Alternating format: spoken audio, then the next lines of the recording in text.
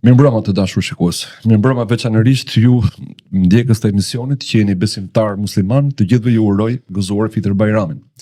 Sot i ftuar është Olsi Azixhi. Do të flasim për një përzierje temash, por që në fakt kanë lidhje me njëra tjetrën. Do të flasim pak për teologji, pak për luftën në Iran, pak për ndjekimin e lobit zionist në Shtetet e Bashkuara të Amerikës, për të kuptuar çfarë është zionizmi i krishterë, ku ndahen fet, a është kjo luftë fetare apo jo? Dhe nëse është, cila mund të jetë zgjidhja e konfliktit? Mirëmbrëma. Selam aleikum, faleminderit për ftesën. Edhe unë të falenderoj që erdhe. Do ta fillojmë nga Amerika, jo nga Irani. Unë e pranoj ignorancën time fetare. Jam lindur të rritur në një vend ateist dhe madje edhe në familje ateistësh. Kështu që nëse unë gaboj rrugës, të lutet më vesh në dukje me qetësi dhe me dashamirësi, sepse nuk e bëj me qëllim. Po do ta fillojmë me Amerikën sepse po shikoj sa shenja të çuditshme. Kemi një përfaqësuese në atë që u quajt nga Donald Trumpi Komiteti për Liritë Fetare, një katolike, e cila në herën e parë që u mblodh ky komitet, shtrohet një pyetje shumë të thjeshtë. Unë si katolike, a jam i detyruar të punoj për Izraelin apo duhet të punoj për Amerikën? Jo vetëm që nuk mori përgjigje, por u përjashtua nga kryetari i komitetit. Ajo pretendoi që i vetmi njeri që kishte autoritet ligjor për ta përjashtuar ishte Trumpi, dhe Trumpi së fundi, para disa ditësh, e ka përjashtuar. Ndërkohë që në këtë komitet nuk përfaqësohen grupe të mëdha demografike në Shtetet e Bashkuara, hindut nuk përfaqësohen, budistët nuk përfaqësohen, të krishterët ortodoks nuk përfaqësohen.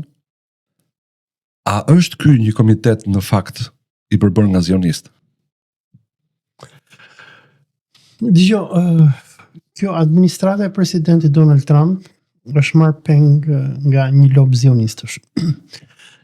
Ne e dim që sidomos me rënien e Bashkimit Sovjetik dhe me përfundimin e kërcënimit komunist për Amerikën, qeveritë amerikane u morën peng nga zionistët. Ky projekt nis Pra po thua që ky është realiteti i vonshëm? Domethënë pas vitet 90? Ky është kur zionistët dolën hapur, pse domethënë ata kanë qenë. Okej. Por faktikisht nga leximet e mia nuk kam kuptuar që në vitin 1979 Benzion Milejkovski, babai i Benjamin Netanyahu, ose i Ben Nitait, apo i Ben Nitait, që ai e ka ndruar emrin në Benjamin Netanyahu, Ben Nitai, që t'ja themi publikut Netanyahu do të thotë e ka dhënë Zoti. Po. Dhe kush ishte ajo e merr Zoti që e kishte gjetur ti? Sa të që nuk e tregojmë dot publikut sepse nuk e kemi mundësi me video. Po, u mundova të bëja një shaka përmes ChatGPT-s, një shaka që në fundit është nga ato që në anglisht quhet wishful thinking, mendosh me dëshirë. Pra doja dëshirën time. Pikërisht nisur nga emri Netanyahu, nga mbiemri Netanyahu që në hebraisht ka kuptimin e ka dhënë Zoti. I kërkova ChatGPT-s të më përkthej thënien e famshme që është nga Bibla, Zoti ta jep, Zoti ta merr, ose Zoti e dha, Zoti e mori. Dhe ma përktheu Netanyahu ve Lekjaçahu. Lekjaçahu, okej. Netanyahu do të thënë dhuratë e Zotit në persisht është Allah verdi, dhuratë e Zotit. Ndërsa nëse jam gabim në greqisht duhet të jetë Theodoris, dhuratë e Zotit. Megjithatë, tani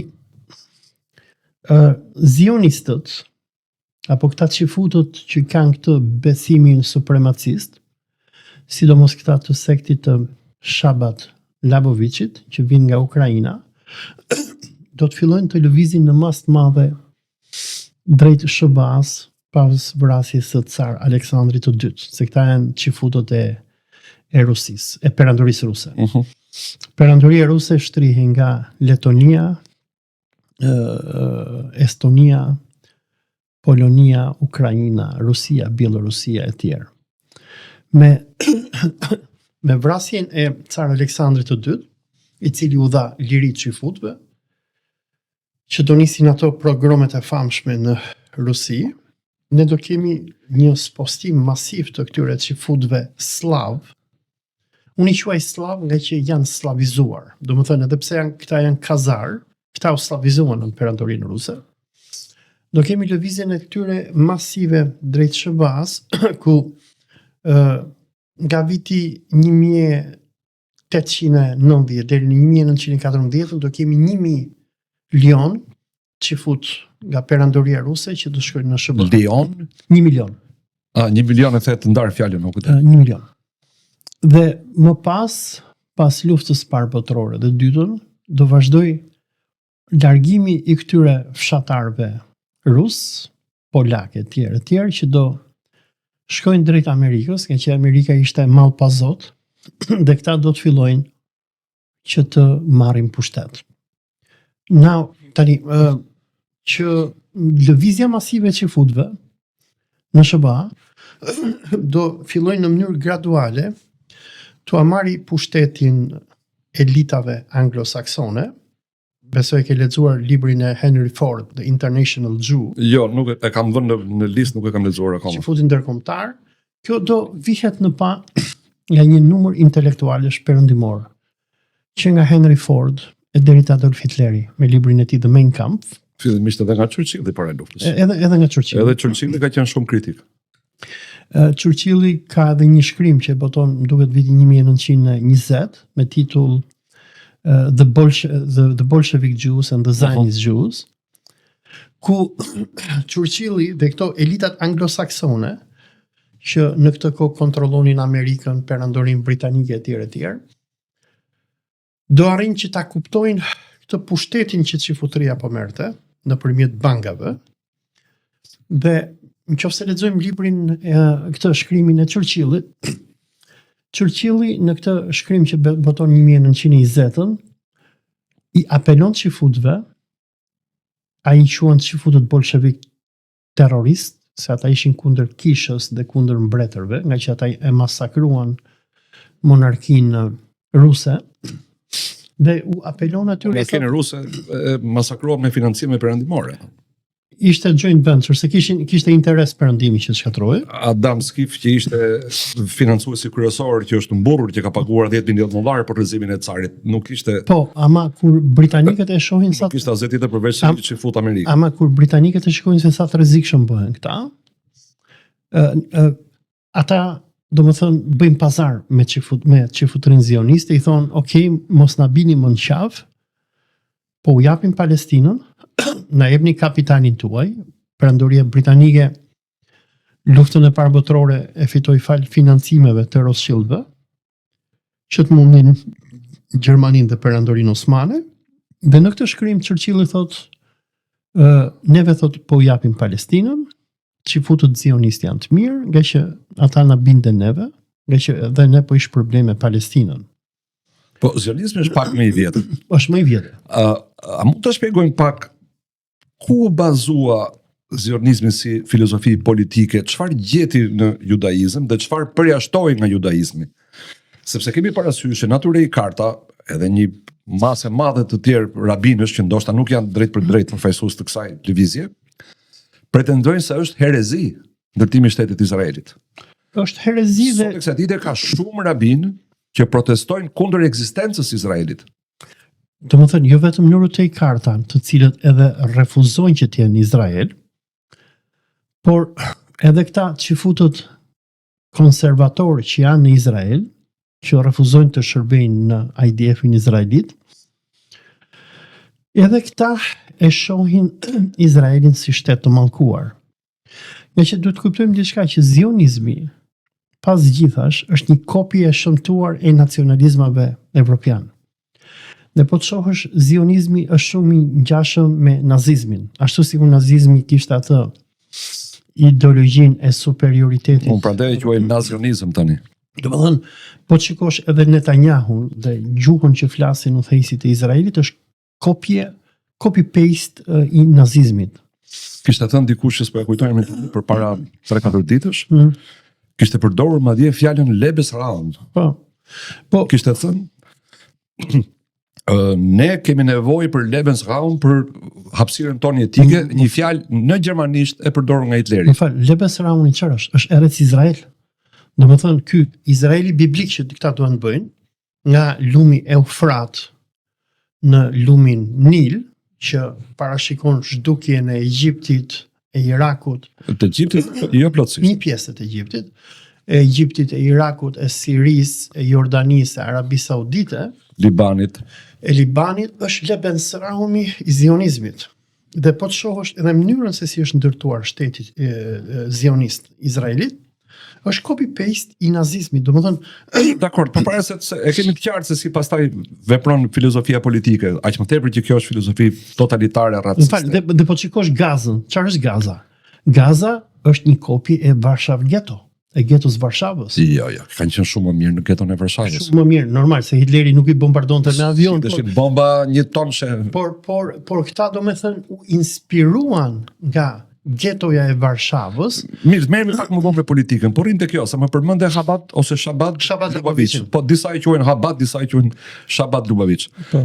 Dhe unë të përmendën aty Ray Carton, tani si ndahen? Pse librat e shenjtë nuk i mbyllin këto debate? Pse nuk japin një përgjigje të qartë? Cila është e drejta?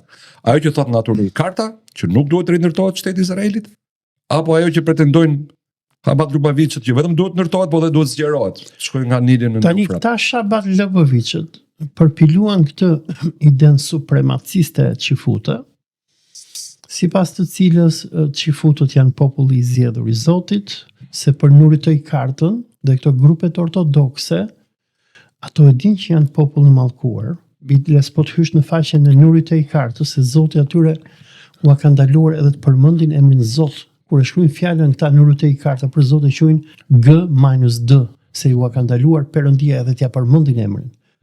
Dhe për më tepër ata përmendin profecit në librin e Danielit, ku atyre Zoti i ka thënë që në rast se ju do krijoni shtet, atëherë mallkimi i Zotit do bjerë mbi ju. Po ky sekti Ukrainas i Shabat Lubavitchit, i cili u formsua nga një numër rabinësh dhe më i rëndësishmi këtyre është ky Rebe Labovich, i cili edhe ka takuar Rabini, i cili edhe ka takuar Netanyahu në vitet 1990, ka edhe video ku i thot Netanyahu që ti do jesh kryeministri i fundit i Izraelit dhe pas teje do vi Meshia. Ky sekt në një farë mënyre ju bashkua ideologji zioniste, se duhet ta dim që Theodor Herzl, Weizmanni dhe këta themeluesit e shtetit Izraelit, këta ishin qafir. Domethënë nuk ishin besimtar. Biles David Ben Gurion, i cili do themeloj edhe këto kibucet e para izraelite në mandatin e Palestinës, këta ishin marksist-leninist. David Ben Gurion ishte miku Leninit, ishte pjesë e bolshevikëve, u shkëput nga këta. Dhe për ata që se din, kibucimet janë kooperativa bujësore. Janë kooperativa bujësore. Domethënë Izraeli Por në kolektive në tokë shtetërore.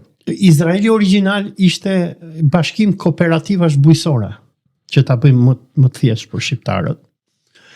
Po çfarë do ndodhi është që ndërsa ky Izraeli i parë që do formojnë britanikët, do bëhet me këto grupet marksiste, leniniste që hanin mish derri edhe nuk respektonin as shabat as i gjë. Më pas, me vërshimin e këtyre qifutve nga Ukraina, dhe kemi një vërshim të madh, rreth 1 milion qifut që do shkëputen nga Bashkimi Sovjetik në kohën kur vjen Mikhail Gorbaçovi në pushtet, këta do sjellin një farë rrymë e cila deri në atë kohë nuk ishte e njohur në judaizëm. Se Izraeli i parë që themelohet nga britanikët ishte Izrael shekullar. Do vinë këta qifutët e Ukrainës, të cilët do të formojnë partinë e tyre brenda në Izrael. Dhe kjo parti do të bashkohet me familjen e Netanyahut. Netanyahu me gjithë babajnë e tij, edhe babai i tij ka qenë qafir, jo besimtar. Këta nuk kanë praktikuar as judaizmin, nuk dinin as hebraisht, ishin thjesht kolon slav që u sollën aty. Netanyahu do të inspirohet shumë nga babai i tij, Benzion Milejkovski. Benzioni ishte sekretari Vladimir Jabotinskit. Vladimir Jabotinski ka qenë një sharlatan, ka qenë agenti Rothschildve në Stamboll, kur bëhet revolucioni John Turk, kundër Çfarë lidhje ka me Zev Jabotinskin? Ky Zaevi është Vladimiri. Se e ndryshoi emrin nga Vladimir në Zaev.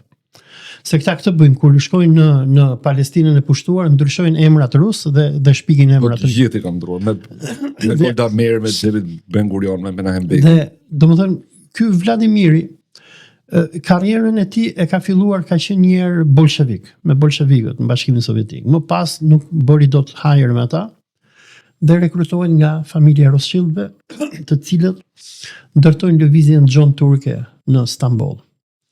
Dhe ky ka jetuar në Stamboll nga 1909 deri në 1914, se ky ishte financieri i lëvizjes John Turke. Ka themeluar edhe një gazet, më duket John Turk, gazetën John Turke, ka qenë editor i saj. Dhe ky përpunon ideologjinë ekstremiste të John Turqve, ku ata nisën politika të turkifikimit e tjerë, politika që i sollën turqit në konflikt me shqiptarët, në kohën e atij Turgut Shefqet Pashës që vjen këtu e hyn në konflikte me shqiptarët, e hyn konflikt me arabët e tjerë.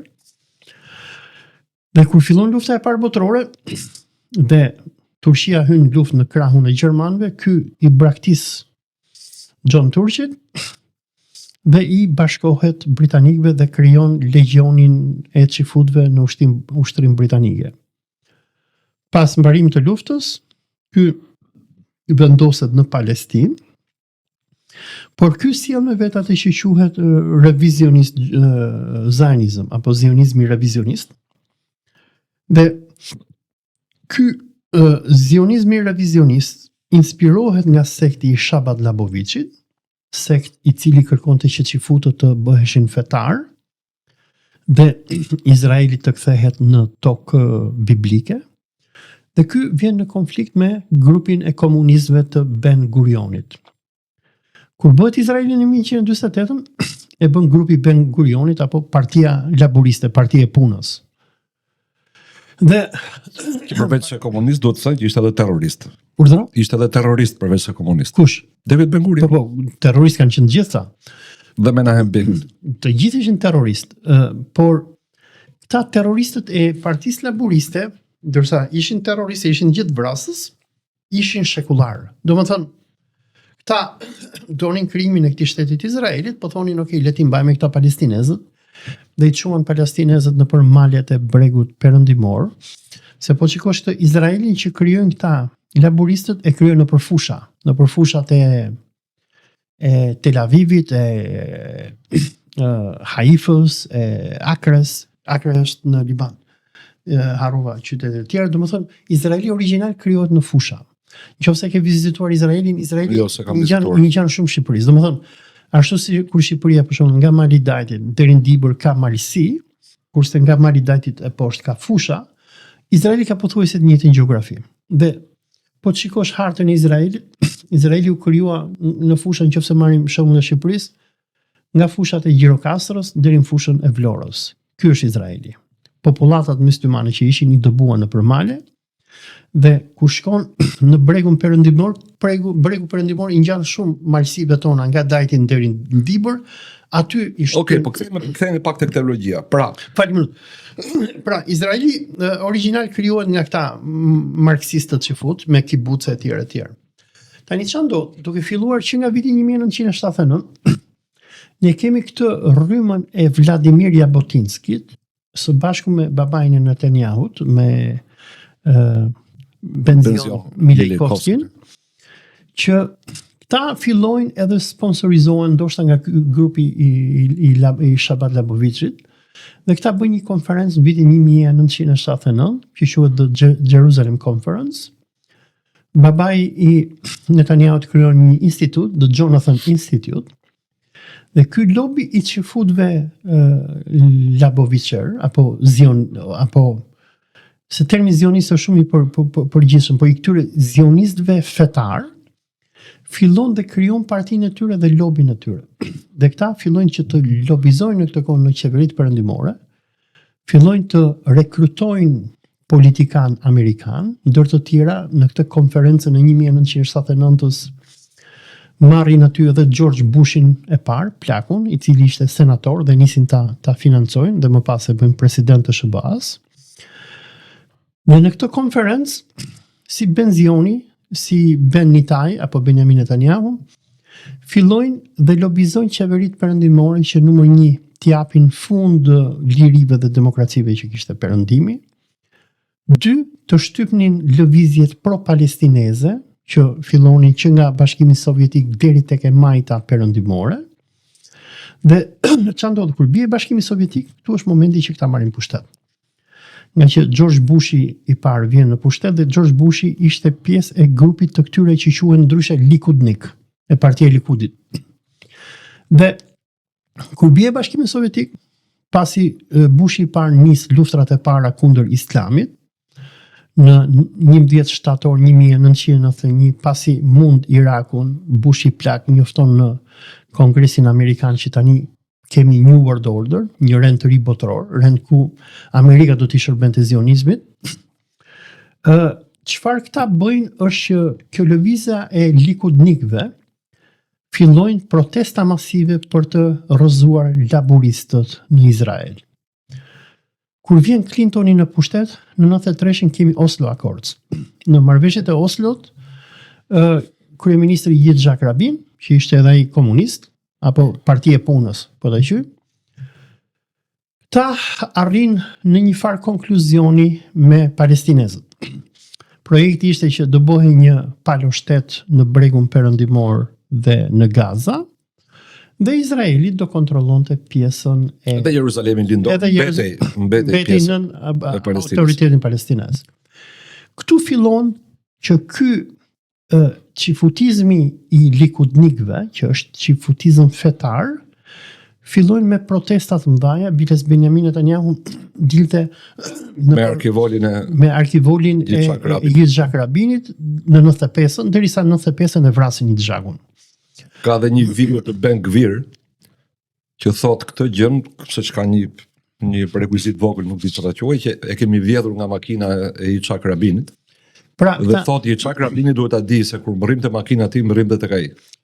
Pra, kjo lëvizje ekstremiste e këtyre qifutëve zionistofetar, që ta thjeshtoj për Miletin, fillon me protesta, vret Rabinin, dërmon Partinë Laboriste dhe kemi Netanyahun dhe që bëhet kryetar i Likudit dhe pastaj kryeministër. Kemi Netanyahun edhe Ariel Sharonin që marrin pushtetin. Kemi një hiatus kur vjen ky laboristi tjetër që është Ehud Baraku vjen pushtet rreth një 2-3 vjet. Dhe nga ai moment që këta rrëzojnë Ehud Barakun, fillojmë së pari me Ariel Sharonin, pastaj me Netanyahun. Që një ndërprerje të vogël, bën përshtypje ty që në fajlet e Epsteinit rezulton vetëm Ehud Barak, asnjë kryeministër tjetër i Izraelit? Jo, nuk e di ato. Ka qenë i përgjuar. Po normal. Dhe ka një agent të CIA-s që thotë që për ta penguar një marrëveshje tjetër izraelito-palestinese, kur ishte Ehud Baraku, po, Epstein nuk ka bërë presion të dyve. Edhe Bill Clintonit, edhe Ehud Barakut me video kompromentuese. Po, tani, ky grupi i këtyre... Vetëm se po merremi shumë me politikë, po merremi me fe, me fe. Ta mbaroj këtë pastaj dalim te feja. Okay. Se duhet të tregoj që si ky grupi i likudnikëve fillojnë tani sulmin kundër laboristëve që i shkatrojnë, dhe meqense përmendë Clintonin, ajo Levinsky Affair ishte projekti i Mossadit, që ja çojnë Monica Lewinskin Clintonit, se Clintoni nuk donte të bënte luftra, që detyrojnë që bëjnë operacionin Desert Fox, që të mbanin presionin kundër Irakut. Pastaj, sa sillin Bushin e dytë në pushtet, Bushi nis atë që njihet lufta kundër terrorizmit, që këta e magjosën botën, jo 11 shtatori, jo kullat binjaki, kujdes me duart para kamerës, jo Al-Qaida, jo Bin Ladeni etj. Por çfarë bën Bushi i dytë? Bushi i dytë vazhdon projektin që nis Bushi plak, që ishte krimi i Erec Izraelit. Pra kemi një Bushi i dytë ka qenë një cop gomari, gjitha i ka bërë Dick Cheney. po mirë, Se kjo ka qenë marrëveshja. po më fal. Unë pranoj të bëhem zvendës presidenti yt, po politikën e jashtme ti nuk do ta prekësh me dorë fare. Jo, këta gjithmonë gomer zgjedhin për president, pse Trumpi nuk është gomar. Dick Cheney nuk ishte gomar ama. Dick Cheney ishte personi që lëvizte Gurë. Fiat. Po. Dhe këta me Bushin e dytë, Pavarësisht se quhej Dick. po. Këta me Bushin e dytë nisin projektin e Izraelit të madh. Projekti i Izraelit të madh fillon me rrozimin e Saddam Husseinit, që ishte udhëheqësi më i fuqishëm arab që nuk ishte nënshkruar paqe me Izraelin dhe mbështeste palestinezët, të cilin e vrasin dhe Irakun e shkatrojnë. Vazhdojnë me destabilizimin e Egjiptit, me shkatrimin e Siris, lufta civile nga 2011 deri në 2024, me zhdukjen e Gaddafit, me shkatrimin e Libis, me shkatrimin e Sudanit, Somalisë etj. Pra kemi dy grushte, domethënë dy tërmete të mëdha gjeopolitike që ndodhin. E para, likudnikët marrin pushtetin në Izrael dhe i heqin këta çifutët ateist që Dhe neokonservatorët marrin pushtetin në Shtetet e Bashkuara. domethënë këta marrin pushtetin si në SBA, si në Izrael dhe në të njëjtën kohë i japin fund akordeve të Oslos. Edhe Netanyahu ka deklarata që 1995 thotë unë do t'jap fund marrëveshjes Oslos, nuk do ketë më shtet palestinez.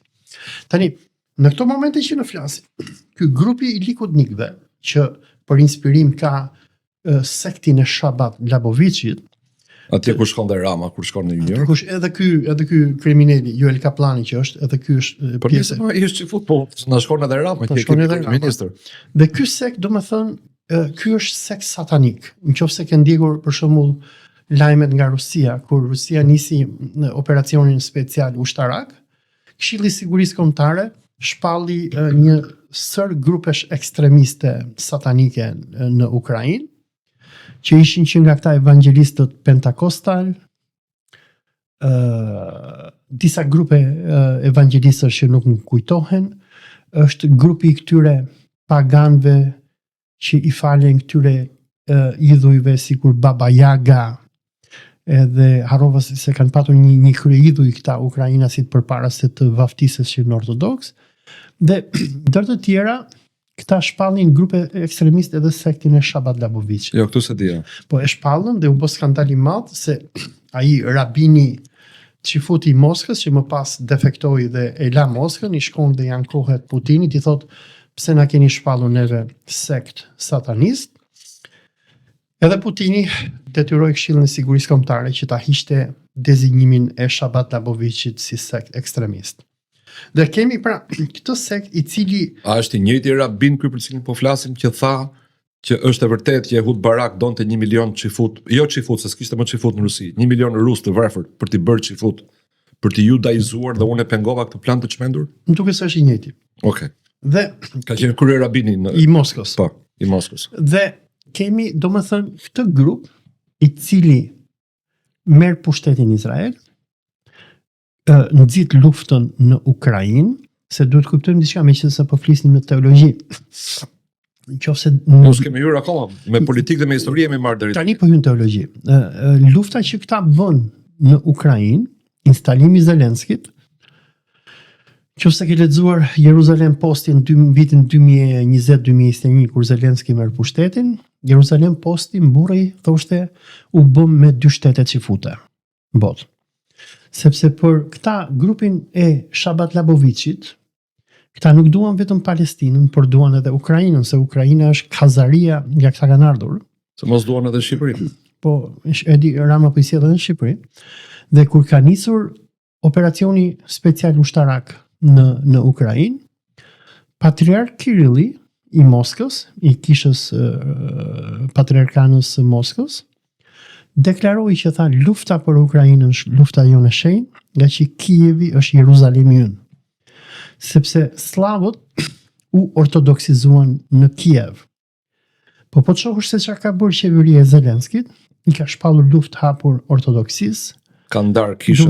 duke ortodokse krijuar nga. një kish kukull, duke edhe korruptuar patriarkun e Konstantinopolis Bartolomeun, I fut edhe në burg ata që predikojnë rusisht. dhe Rusia këtë Bartolomeun që mbështeti kishën që krijoi CIA në Ukrainë e kanë quajtur Jud Iskarioti dhe tradhtari i kishës, dhe duhet të them që konflikti që është bërë në Ukrainë nuk është konflikt mes NATO-s apo sikur na japin neve, por është një konflikt ndërmjet judaizmit të Shabat Lavovichit, të cilët donin që Ukrainën ta kthenin Izrael 2, dhe ortodoksisë ruse, po të shikosh për shembull shkrimet e këtij Aleksandr Duginit, ai thotë që lufta në Ukrainë është luftë ndërmjet katehonit me antikrishtin. Domethënë, sipas mendimit nacionalist ortodoks rus, ata besojnë që në Ukrainë ata po luftojnë me antikrishtin, dhe sipas profecive të ata që quhen starets apo pleqt e kishës ortodokse ruse, ata besojnë që kjo është shenjë e eskatologjisë ortodokse, ku përpara ditës së gjykimit ortodoksia do të çliroj Kievin, por do të çliroj edhe Jeruzalemin nga judejt. Dhe ortodoksia ruse e shikon gjithë këtë lëvizje të zionizmit ndërkombëtar si pjesë e profecive të tyre të fundit të kohës, ku sikur përmendet edhe në Testamentin e Ri, në letrat e Shëmpalit, sinagoga e Satanait në fundin e kohës do mobilizohet me judejt dhe do mbështeti antikrishtin. Kjo është teologjia ortodokse. Tani unë të lash të flasësh gjysmëmarë për politikë, Ti mua më ndërprit për politikë dhe për histori. Tani gjysmëmarëshin e fundit do ta Teologji. përdori për teologji, se nuk kemi kohë të zgjerim. Pra, tani e po nisa them pse nisa me Amerikën dhe dua një përgjigje të shkurtër dhe të qartë. Po të shkoj pak më mbrapa në kohë. Unë kam qenë ndjekës i Steve Bannon, kur ai ndërtoi gjithë platformën për Trumpin në fushatën e parë në 2016. po. Atëherë nuk më bën të shumë përshtypje tok fjalëshi kur ai e përdorte shumë shpesh, thoshte qytetërimi judeo-kristian, vlerat judeo-kristiane. Popull judeo-kristian. Mendoja që ishte thjesht marketing për të marrë dhe vota të elektoratit që fut. Por më vonë kuptova se nuk ishte kaq e thjeshtë. Ka vërtet një përpjekje për simbiozë, për ngjitje, për shkrirje të të dyjeve, duke përdorur priftrinë evangelist, pastorët evangelist. Dhe kur del Pete Hegseth, ministri i mbrojtjes, i luftës, i cili thot, ka ndodhur shumë mrekulli, siç ishte krijimi i Izraelit, kjo ajo, pse të mos ndodhe mrekullia e madhe, ndërtimi i tempullit për herë të tretë. Kjo do të thot shembje e xhamisë Al-Aqsa. Çfarë ka ndodhur? Se këta janë të krishterë. A ka mundësi që duke lexuar Biblën të dy palët të arrinë në konkluzione kaq të ndryshme, katolikët në një qendrim krejt të ndryshëm? Një pjesë, nuk po them të gjithë evangelistët, por një pjesë shumë e madhe evangelistëve amerikan në një konkluzion tepër të ndryshëm për Mesian.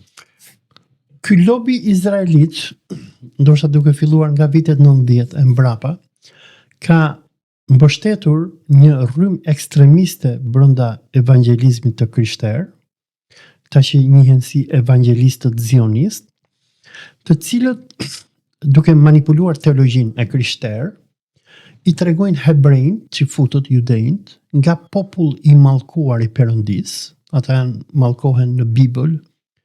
Kisha katolike historikisht i ka përshkruar si popull i mallkuar, por edhe kisha ortodokse.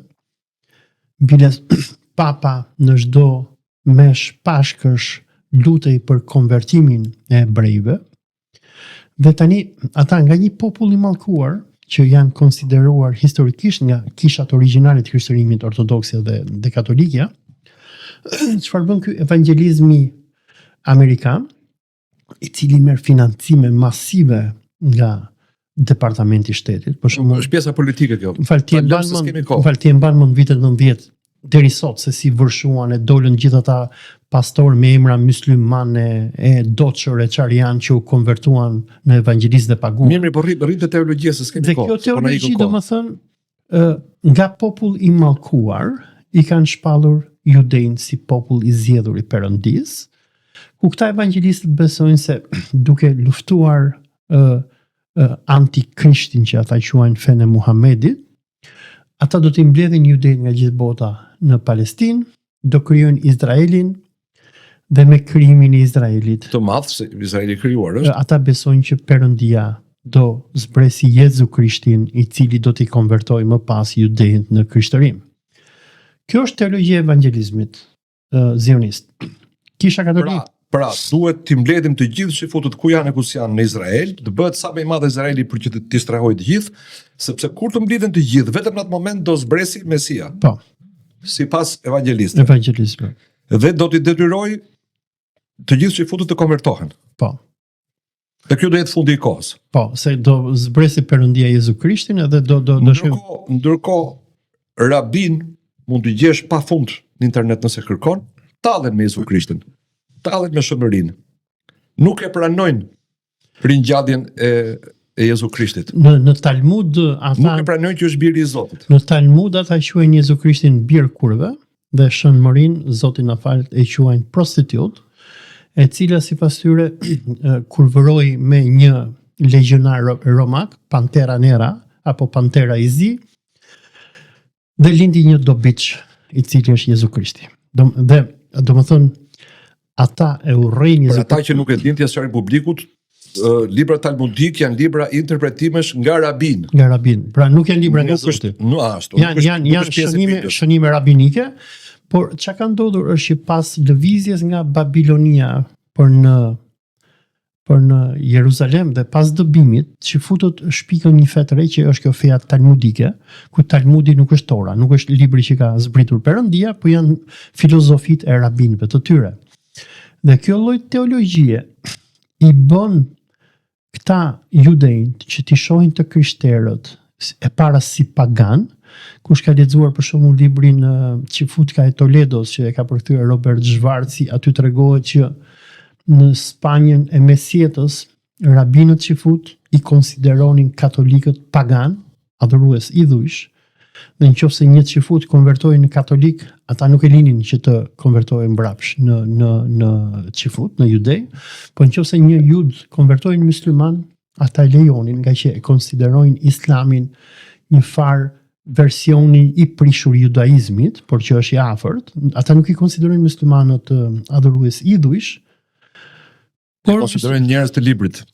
Po i konsiderojnë gjithashtu si një version bastard i judaizmit. Se domethënë nëse ke parë termin që përdorin ata për muslimanët, është i quajnë Ishmaelit. Po. Ja që ata thonë muslimanët janë pasues të Ishmailit, pasardhës të Ismailit, që ishte i biri i Ibrahimit apo Abrahamit. Dhe ata thonë që ne jemi popull i zgjedhur i Zotit se ne rrjedhim nga Ishaku dhe Sara, dhe Sarën e tregojnë si princesë edhe të bardhë, ndërsa Ismailin, festa e Kurban Bayramit që ne muslimanët festojmë është festa e Ibrahimit me Ismailin, kur Ibrahimi edhe bën kurban për Zotin në Mekë një bakti. Dhe ata thonë, këta thonë muslimanët, apo më saktë arabët, po nga arabët ata përfshin gjithë muslimanët, janë pasardhës të Haxhires apo Haxherit, dhe ata thonë Haxheri ishte një sklave dhe zezake, dhe këta rrjedhin nga kurvëria apo nga marrëdhënia jo martesore që bën Ibrahimi me Haxhiren, e thonë këta janë bisklebrish. Dhe në për profecitë e tyre, domethënë të këtij sekti të Shabat Labovicit, ata besojnë që para se të vi Meshia,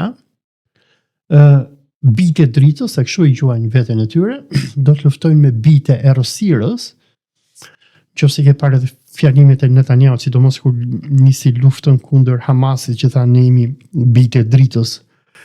Këta janë bijtë e errësirës, këta janë Amaleku biblik, dhe ata domethënë na shohin neve si kafsh. Domethënë ata si gojim i shohin gjithë njerëzit, por në veçanti i shohin muslimanët si kafsh, të cilët duhet të zhduken, të kthehen në sklever të judejve, nga që në teologjinë që ky sekti supremacist i Shabat Labovicit dhe ky zionizmi modern ka zhvilluar, është që njerëzimi është kafsh dhe domethënë ashtu sikur lopa apo delja i shërben njeriut, kështu duhet të shërbejmë edhe neve ndaj tyre. Madje thonë që ne jemi të lumtur nëse u shërbejmë atyre. Po, dhe do të jemi të lumtur. Ekzistenca jonë merr kuptim vetëm kur u shërbejmë Dhe atyre. po të shohësh të rendin global që kanë ndërtuar këta, jo banka digjitale. Mos më kalon politik, rrim. Jo, por kjo është teologji për ata. Po jo, se akoma nuk e kemi të qartë si është vizioni për fundin e botës. Pra, e sqaruam si e kanë evangelistët. Vizioni zionizme për fundin e botës. Si është vizioni i të krishterëve të tjerë? Cili është vizioni i muslimanëve? Tani vizioni i krishterëve të tjerë i ortodoksëve të paktën që un kam ndjekur është që ata besojnë që përpara fundit të kohës do bëhet një luftë e madhe ndërmjet ortodoksisë dhe judaizmit, i cili do mbështesi antikrishtin në Jeruzalem. Dhe ata besojnë që përpara fundit të kohës, sidomos ortodoksët rusë, grupi i Duginit, besojnë që Rusia do ta çliroj Jeruzalemin nga judejt dhe Perëndia do zbresi Jezu Krishtin. Për ata që kanë Po flasim për 7 vjet luftë kur rrugët mbushen me gjak. Po, dhe domethënë si judaizmi zionist, si ortodoksia, por edhe islami besojnë që në fundin e kohës do bëhet një betejë e madhe që ata i quajnë Armagedoni. Tani judejt besojnë që bijtë e dritës do t'i mundin bijtë e errësirës në këtë luftën e madhe që do bëhet mal me koka. Këtë besojnë edhe evangelistët e krishterë. Ndërsa tek myslimanët Po sipas evangelistëve kush do luftojë me kë? Tani sipas evangelizmit zionist modern është që Izraeli me mbështetjen e Amerikës do të zhdukin islamin. Aha, domethënë është Islami pengesë për ardhjen e Mesias. Biles nëse ke parë, domethënë tani që nisi lufta kundër Iranit, ky Pete Hegseth i dha urdhër gjithë komandantëve që i tha kjo është lufta e fundit dhe po bëjmë luftë biblike për mundjen e Këto i thon komandantët edhe ushtarëve kur edhe ushtarëve zyri që jemi duke luftuar për tempullin e tretë. Domethënë ky Pete Hegseth përpara se edhe ushtarët e Izraelit kanë filluar të mbajnë pulla në supë me figurën e tempullit të tretë. Edhe lufta që këta po bëjnë në këto momente kundër Iranit, dhe po të shohësh, domethënë, po të shohim çka ka ndodhur nga viti 1991 deri tani 2026, pra 35 vite. Netanyahu beson që zionizmi ka arritur fitore biblike, nga që është zhduku Irakun, është zhduku Sirin, ka nënshtruar Jordanin, ka nënshtruar Egjiptin, zhduku Libin. Dhe në atë vizionin e Netanyahut kanë ngelur vetëm 2 forca të Amalekut që ndalojnë Izraelin nga shëmbja e Xhamis Aksa dhe ndërtimi i tempullit. Këto 2 forca janë Irani dhe Turqia. Dhe po ta shohësh edhe me sy shekullar, kush është ajo gjë që e ndalon Izraelin nga shëmbja e Xhamis Aksa? Gjithë regjimet arabe rreth e qark ata i zhdukën. Janë vetëm 2 shtete. Është Turqia, që është as mish as pesh. Është kjo arsye që ka më shumë se një javë që Naftali Bennett në çdo dalje publike thot Turqia është Irani i ardhshëm. Jo vetëm Naftali Bennett, por ne kemi komisionin Negel. Në momentin që Ahmed al-Shara apo Abu Muhammad al-Jolani në koordinim me CIA dhe MI6-in britanik rrëzoi Asadin edhe me Rusin dhe mori pushtetin, dhe Izraeli nisi bombardim dhe shkatrimin masiv të gjitha bazave ushtarake të Sirisë. Netanyahu ndërtoi komisionin Nagel, i cili pas që dëgjoi një muaj studimi erdhi me atë plan programin për ushtrin, për shtetin e Izraelit, që tani që ne po e mundim Iranin, se do më thënë rënja e Sirisë ishte prerja e dorës së Iranit, se për sa kohë që Siria ishte aty, Irani ishte në Liban dhe në Palestinë, sepse armët që i qoheshin Hizbullahit i qoheshin nëpërmjet Damaskut. Dhe pasi këta e shkatruan Sirin dhe e vunë Sirin në kontrollin e tyre, Komisioni Nagel erdhi, domethënë i dha qeverisë izraelite plan programin që duhet përgatitemi për luftën tjetër, që është lufta kundër Turqisë. Dhe nëse dalim tani me luftën që po bëhet tani kundër Iranit, po të shikosh, unë faktikisht kam bërë video dhe kam predikuar një javë përpara se të vritej Khamenei, kam predikuar që Izraeli do të godasi Iranin. Pse do ta godasi? Nga që duhet ta shohim, domethënë lindjen e mesme me sytë e Netanyahut. Netanyahu Sirin e zhduku, Hamasin e shkatroi, Hizbullahin e dobsoi, dhe për Netanyahun tani më fusha ishte e hapur që do godiste Iranin. Në luftën e qershorit 2025-s Izraeli ishte i papërgatitur nga që nuk ishte flota amerikane. Në shkurt ata e sollën flotën amerikane dhe Netanyahu e goditi Iranin në 28 shkurt, 2 ditë para festës së Purimit. Çfarë është festa e Purimit?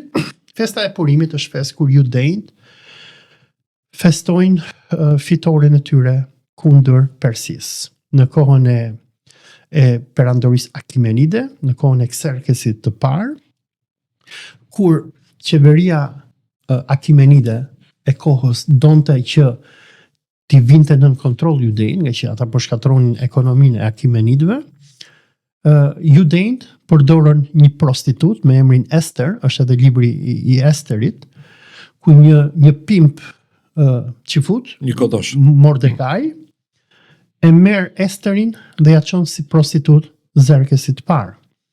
Kjo ndoshta i bën magjia, ku dëgjon, ja bën trurin ndall dhe e bin Xerxesin që ta zhduki të gjithë qeverinë e tij dhe pushtetin t'ia japi judejve. Dhe për këtë fitore kundër Hamanit dhe të gjithë qeverisë persiane të kohës, iraniane, në çdo fest Purimi, qifutët bëjnë kurabie në formë sysh, veshësh dhe hundësh dhe i hajnë ato, sepse domethënë me këtë ngrënie thon po hajm iranianët, po hajm trupat e tyre. Është fest kanibaliste. Dhe Netanyahu e goditi Iranin datën 28 shkurt, 2 ditë para Purimit, nga që ai besonte se duke vrarë Khamenein dhe Këshillin e Sigurisë Kombëtare dhe duke bërë bombardime masive, do të mundsonte iranianët që të çoheshin dhe të ndryshonin regjimin. Sepse në sytë e Netanyahut ai është duke bërë një luftë biblike, ku Netanyahu beson që e keqja më e madhe biles një javë përpara se sa të godite Irani, ai mbajti një fjalim dhe mbajti në hebraisht, ku ai thoshte ne kemi 2 armiq që na kanë ngelur. Njëra është boshti shiit, i cili është i plagosur, dhe tjetri është boshti i vllazërisë myslimane që do të thotë Turqia. Dhe projekti i Izraelit është që do ta zhdukim Iranin, duke vrarë Ali Khamenein, ai shpresonte që do ndodhte përmbysje regjimi, por që nuk po i ndodh, dhe pas kësaj plani B ishte që do rrëzoj Erdogani, do vendose një qeveri kukull në Turqi, dhe në këto momente, kur Turqia me Iranin të kthehen në regjime zioniste, sigur janë Emiratet Arabe, sigur është Jordania e tjerë, në këto momente, judejt besojnë që tani ka ardhur momenti që ne do shkatrojmë Xhamin Aksa, dhe pasi ta shkatrojmë atë, ne do ndërtojmë tempullin e tretë të Sholomonit, që... E ke dëgjuar rabinin Josef Mizrahi? Po? I cili thotë që po t'isha unë, thot? Hidhje një raketë, aty e thoja ka hedhur Irani. Po, do ta godisja me një raketë, do thoja ka goditur Irani, mbaroi xhamia, tani është koha të ndërtojmë tempull. Po Netanyahu nuk guxon ta bëjë atë. E di pse nuk guxon? Nga që Netanyahu nuk i zëbes as Iranit dhe as Erdoganit. Pse edhe Erdogani, edhe pse ai është me NATO-n e i bindet amerikanëve etj. Netanyahu do të jetë i sigurt se dëgjoj, shkatrimi i Xhamis Aksa do bëj një bombë, do krijoj një bombë atomike në aspektin e besimtarëve fetar musliman. Si të zhdukim Iranin, do zhdukim edhe Pakistanin. Sepse ata nuk i zënë bes as bombës. Më fal, sa milion banor ka Pakistani? Më duket një 200 milion. Edhe sa bombë atomike ka? Po, domethënë ata do... Si do ta zhduki Izraeli me 8 milion çifut? Dgjoj, Netanyahu është psikopat. Dhe ti duhet kuptosh këtë gjë që si lufta e qershorit 2025 që Trumpi nuk e donte, që ky e bëri me pabesi, si goditja e 28 shkurtit kur ky vrau Khamenein, dhe ne kemi biseduar në për emisione që ky po e zhyt botën në errësirë tani, nga që vrasja e Khameneit po çon luftë botërore, domethënë Irani ka mbyllur Hormuzin, Trumpi është bërë si i çmendur, u lëret thret NATO. Izraeli ka bërë të qartë që kërkon luftën e tretë botërore. Një ish kryetare e Bashkisë Jeruzalemit e ka thënë para pak ditësh. Ose na ndihmoni të zhdukim Iranin, ose do kemi luftë të tretë botërore. Dhe duhet di me diçka që kur ky kërcënoi Trumpin në luftën e qershore, që i tha bombardo stacionet nukleare iraniane të Natanzit, Busheherit, të Natanzit, Isfahanit edhe Fordos, i tha ose do t'i bombardosh ti ose unë do hedh bombën atomike. Dhe kështu është se si ky e mban nën presion. Të njëjtën gjë ka bërë Golda Meir në 73. 73-ën me kush ishte president atëherë, Rova? Ford ka përshtypjen. Ka thirrur këtë Kissingerin dhe i ka thënë ja ku është avioni, ja ku janë mbushet për ta marrë. Po i thanë amerikanëve shikojini me satelita, i kemi gati. Po. Dhe puna është që këta janë mesianik, domethënë Netanyahu është i çmendur. Domethënë ai Po nuk besoj se është vetëm kjo. Po cila është tjetër? Jo, është kjo, po është ka të ca gjëra tjera. Për shembull, për shembull, më ka bërë përshtypje ajo dhurata simbolike e Netanyahut për Trumpin. cila? Pager, ai aparati Po, për komunikime me që bravo, mesazhe prej Floriri. Po. I vën në një plak druri. Po. Unë s'mendoj se ajo është pa mesazh të koduar. Të japësh presidentit Amerikës një pajisje Që vret njerëz? me cilën ti ke vrarë qindra vetë.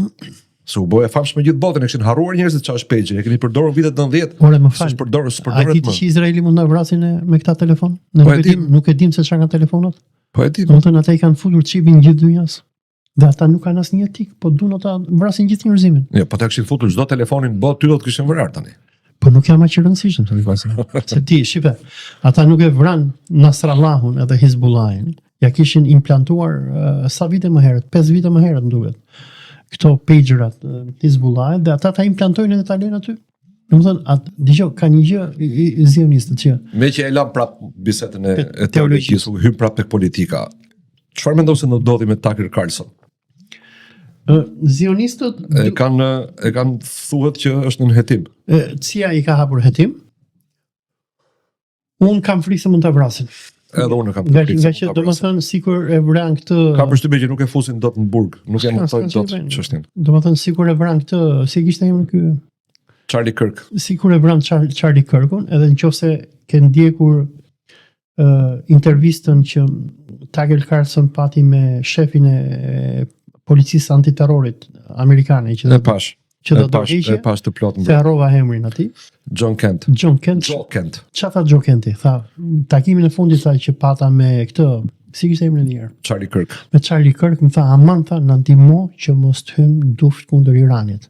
Pra Charlie Kirk u vra nga që po lobizonte Trumpin, po i bënte presion Trumpit që mos hynte në luftë me Iranin. Presion s'kishte dorë ti bënte, po Po mundohej shtynte. të binte. Po jo vetëm ai, po e këshillon edhe kundër Tucker luftës. Carlson, edhe ky shefi antiterrorit, edhe ky prandaj tha dorëheqje. Nëse pe Po është vënë në hetim edhe ky e Po morën. edhe këti, domethënë, se dëgjoj, kushdo që del kundër Izraelit, këta e zhdukin. Dhe nëse pe domethënë S'ka të rritur i kanë bllokuar llogaritë bankare. këta tjerat këta po i Candy shkelin. Owens po sulmohet për ditë, po shpallet antisemite. Këta influencersat ata po i zhdukin. Domethënë ata po më sulmojnë edhe mua edhe ty, domethënë po çofësh edhe këtu në Shqipëri, un para se Jo, mua s'm ka sulmuar. po mua më sulmuan, dolën në Top Channel thonin është njëri që flet nga Malajzia, nëse vjen ai do arrestohet, un prandaj erdha që të më arrestonit, po s'po më arreston njëri, po se ka fushat globale kundër atyre që denoncojnë zionizmin. Dhe ky shefi antiterrorit se s'mbien mend emri, Joe Kent Joe Kent, ose Joseph. emri i gjatë. nëse e lexove letrën e E lexova. dorëheqjes, ai tha e para, Irani nuk ishte kërcënim për neve, dhe luftën kundër Iranit e bëri Izraeli. Nuk është në interesin ton. Dhe pasi ky dha dorëheqjen, nëse pe dje Netanyahu që deri në këto momente arrinte nëpër tunele, edhe ne nuk e dinim a ishte gjallë apo i Edhe vdekur. unë besoj që deri sot që kishte vdekur. Doli nga tuneli, se i rrisi min tunel, se është frikacak, nuk është trim. Doli nga tuneli, dha konferencë për shtyp. Të birin e ka me pushime të gjata, 4 vjeçare në Florida. Florida, po normal. Doli nga tuneli Netanyahu dhe tha, jo, tha, nuk jemi neve tha që kemi nisur luftën, tha. Nuk jemi neve që kemi shtyrë presidentin Trump në luftë, presidenti Trump është komandanti jon, unë jam thjesht aleati i tij, është presidenti Trump që i bëri se, domethënë, tërheqja e shefit antiterrorit Amerikës. Po nuk pi ujë kjo. Gjithmonë më shumë amerikanë kanë të qartë këtë që Izraeli e ka marrë peng Amerikën. E ka marrë peng, por duhet kuptojmë edhe diçka që ky lobi zionist është shumë i friksuar se njerëz si Tucker Carlson, të cilët sollën në pushtet Trumpin, sikur Steve Bannon bëri burg për Trumpin. Se ishte i vetmi që i shndrovi burg Trumpit edhe pranoi të shkojnë në burg dhe mos ta trajtoi Trumpin. Tani Trumpi gjendet mes dy zjarreve. Trumpi e di që këta janë krahu i tij djathtë, këta janë që sollën pushtet, se këta janë patriot amerikan. Por në anën tjetër, këta zionistët se çfarë i kanë kapur Trumpit. Domethënë këta i kanë Trumpit një gjashtë të madhe, saqë këta i shkatruan jetën Trumpit dhe po shkatruan edhe Amerikën. Se ka përshtypjen që janë 3 gjëra të përfshira. Kush janë? Atentatet që po i ndodhin pak si shumë shpesh. Po, që i thon mund të vrasim çdo moment. Po. Një moment. Shumë i fuqishëm nga Adelson. Një moment, nëse e pe intervistën e Tucker Carlson me shefin antiterrorit, ai tha neve nuk na kanë lejuar të hetojmë për vrasjen e Charlie Kirk. Kush ishte ky që jo vetëm Charlie Kirkut, edhe për vrasjen e Trumpit. Për këtë personin që i bëri atentat Trumpit, neve nuk po na lejojnë që ta kontaktojmë atë. Dhe domethënë ajo që hidhte shefi antiterrorit është që kemi një element huaj që është mbrapa kësaj që kërkon të vrasë Trumpin. Ky Max Blumenthal kishte një podcast dje me harrova se si e ka emrin ky intelektuali amerikan, ku thoshte që Mossadi izraelit ka bën një luftë psikologjike. Max Blumenthal është vetë çifut. Po. Kundër Trumpit, saqë fillim. Po është antizionist. Antizionist, domethënë jo vetëm që e kanë kapur peng me dosjen e Epsteinit, por kanë bërë gjithatë brainwashing kundër tij, që ti mbushnin mendjen që ty do të vrasi Irani. Edhe ky Max Blumenthal citonte Trumpin Duhet të citojmë pak se jemi në fund. Pasi u vra Khamenei, që thoshte Trumpi he wanted to get me but I got him first. Domethënë ky është aq idiot Trumpi, se ja kishin mbushur mendjen që unë se besoj se është idiot, është besoj që është i marr peng. Sa që thoshte. Edhe treta që të thash, pra janë parat që ka marrë me pa hesap nga adresonat e të tjerë vizionistë. Që kanë bler. Po. Kërcënimi me vdekje, me atentatet e përsëritura çdo 6 muaj, me teorinë që gjoja e Irani po paguan për ta vrarë, nga ngritur 3-4 celula. Dhe treta, diçka ka në dosjen e Epsteinit. Po. Unë deri dje kam thënë që Donald Trump është njëri që i pëlqejnë femrat, kujt nuk i pëlqejnë. I pëlqejnë pak të reja, ndoshta jo të gjithë e kemi këtë. Po ne dimë, është pedofil, është përdhunues serial. Jo, kjo është diferenca. Unë nuk mendoja që ka qenë ndonjëherë pedofil. Okej. Po përdhunues është, ai pranon vetë që ka përdhunuar. Jo, përdhunim jo. Përdhunim me standardet e majtistëve nuk është, po diskutim tjetër ai. Po ti ke videon që i nxorën gjatë presidencës parë që e kishin përgjuar që thoshte e pash njërin i futa dorët e kapa me dhunë, bëri çik ha. Jo, nuk tha e kapa me dhunë, por tash mos më detyro të bëj apologjin Trumpit. Okej. Ka thënë tekstualisht kur je star, pra yll Hollywoodi, politike, televizioni, se Trumpi ka qenë yll televizioni, ato të lënë të bësh ç'të duash, të lënë ti kapësh edhe te ai vendi. Po këtë Depardieu në Francë e futën në burg vetëm se thanë sa femra ka bërë me seks me ne kundër dëshirës tonë. Po në hap diskutim krejt tjetër, ai është komplet kurrë Depardieu sepse ka dalë vajza e një mikut që ka thënë shkova ditën e parë në shtëpinë e tim përdhunoj, pas 2 ditë shkova prapë përdhunoj prapë. Që këtu është qesharake historia se nuk shkohet aty ku të kanë përdhunuar tek personi që të ka përdhunuar. Depardieu e kanë kohë që e kanë targetuar. Edhe targetuan për Rusin, nga që mbështeti Putin. Eksakt. Ai kërkoi pasaportë ruse që të bënte një gjest kundër rritjes taksave në Francë. Edhe në Francë sot nuk ta falin këtë. Nuk ja falin atyre që thonë vërtetën. Themi te teologjia. Po s'kemi kohë. Do vazhdojmë me teologjinë islamike apo s'kemi kohë? Atëherë? S'kemi kohë. Mbyllë sa më shkurt, tjetër mundur. Atëherë po bëj një mbyllje me teologjinë islamike. Ndërsa zionistët dhe evangelistët mendojnë që Meshia do vi pasi ata të bëjnë këtë holokaustin masiv, Armagedonin masiv duke vrarë muslimanën, teologjia islamike, si ajo sunite, si shiite, besojnë në betejën e fundit kohës, që njihen ndryshe al-Malhama al-Kubra, apo ajo lufta e madhe, ku profeti Muhammed thotë që në fundin e kohës, në Palestinë do mblidhen judej nga gjithë bota dhe do vrasin muslimanët. Do bëhet një luftë aq e madhe sa që thot profeti, nga kjo luftë edhe zojsht në qiell do të digjen dhe do të bien tokë. Edhe sipas eskatologjisë muslimane besohet që si sunite si shiite besohet që në fundin e kohës muslimanëve do t'i zbresi Imam Mehdiu. Shiitët besojnë që Imam Mehdiu jeton, ndërsa sunitët besojnë që ai do lindi dhe do shfaqet në fundin e kohës që do të heqë muslimanët. Dhe muslimanët besojnë që në kohën kur Imam Mehdiu do të heqë muslimanët do të bëjnë një aleancë me rumët apo romakët. Sipas Kuranit, romakët janë besimtarët e krishterë ortodoks dhe sipas Hoxhës Sheh Imran Hussein, të cilin antiterrori edhe nuk e lejoi të hynte në Shqipëri në nëntor më duket të vitit 2025, ai beson që kjo aleancë do të jetë Rusia. Domethënë muslimanët do bëjnë një aleancë me Rusinë, do bëhen një luftë e madhe botërore ku Amerika me Izraelin do të luftojnë me Rusinë dhe me Iranin dhe me botën muslimane. Gjatë kësaj kohe do të pushtohet edhe Konstantinopoja apo Stambolli dhe në fundin e kohës muslimanët dhe të krishterët do të mundin ushtrinë e Dajjalit apo të antikrishtit. Okej, po bëjmë një mbyllje atëherë, pa dashur të thyej asnjë besimtar të asnjërit prej besimeve të njohura. Unë do të doja që kjo luftë mos ndodhte kurrë. Unë do të doja që Jeruzalemi të ishte një qytet-shtet nën kontrollin e OKB-s i hapur për të gjithë besimtarët e të gjitha feve, të mos e kontrolloj askush, asnjë shtet.